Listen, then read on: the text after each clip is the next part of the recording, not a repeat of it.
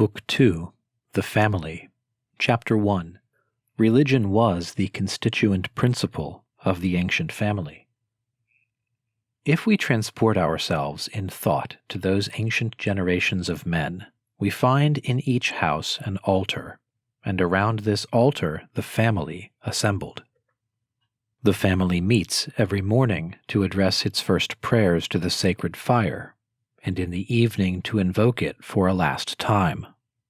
In the course of the day, the members are once more assembled near the fire for the meal, of which they partake piously after prayer and libation. In all these religious acts, hymns which their fathers have handed down are sung in common by the family. Outside the house, near at hand, in a neighboring field, there is a tomb, the second home of this family. There, several generations of ancestors repose together. Death has not separated them. They remain grouped in this second existence and continue to form an indissoluble family. Between the living part and the dead part of the family, there is only this distance of a few steps which separates the house from the tomb. On certain days, which are determined for each one by his domestic religion, the living assemble near their ancestors. They offer them the funeral meal, pour out milk and wine to them, lay out cakes and fruits, or burn the flesh of a victim to them. In exchange for these offerings, they ask protection. They call these ancestors their gods and ask them to render the fields fertile, the house prosperous, and their hearts virtuous. Generation alone was not the foundation of the ancient family. What proves this is that the sister did not bear the same relation to the family as the brother, that the emancipated son and the married daughter ceased completely to form a part of the family, and in fine several other important provisions of the Greek and Roman laws that we shall have occasion to examine farther along. Nor is the family principle natural affection, for Greek and Roman law makes no account of this sentiment. The sentiment may exist in the heart, but it is not in the law. The father may have affection for his daughter, but he cannot will her his property.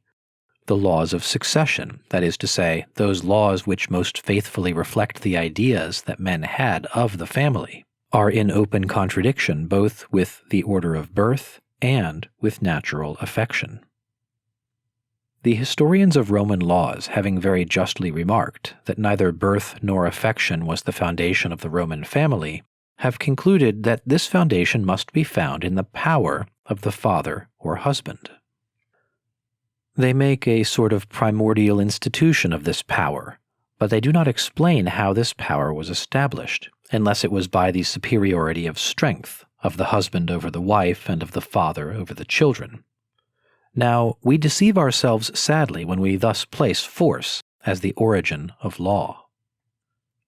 We shall see farther on that the authority of the father or husband, far from having been a first cause, was itself an effect. It was derived from religion, and was established by religion. Superior strength, therefore, was not the principle that established the family.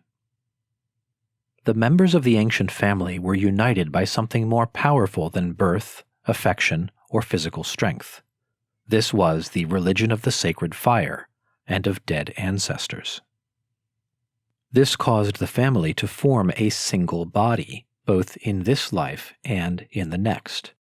The ancient family was a religious rather than a natural association, and we shall see presently that the wife was counted in the family only after the sacred ceremony of marriage had initiated her into the worship, that the son was no longer counted in it when he had renounced the worship or had been emancipated, that, on the other hand, an adopted son was counted a real son because, though he had not the ties of blood, he had something better, a community of worship, that the heir who refused to adopt the worship of this family had no right to the succession, and finally, that relationship and the right of inheritance were governed not by birth, but by the rights of participation in the worship, such as religion had established them.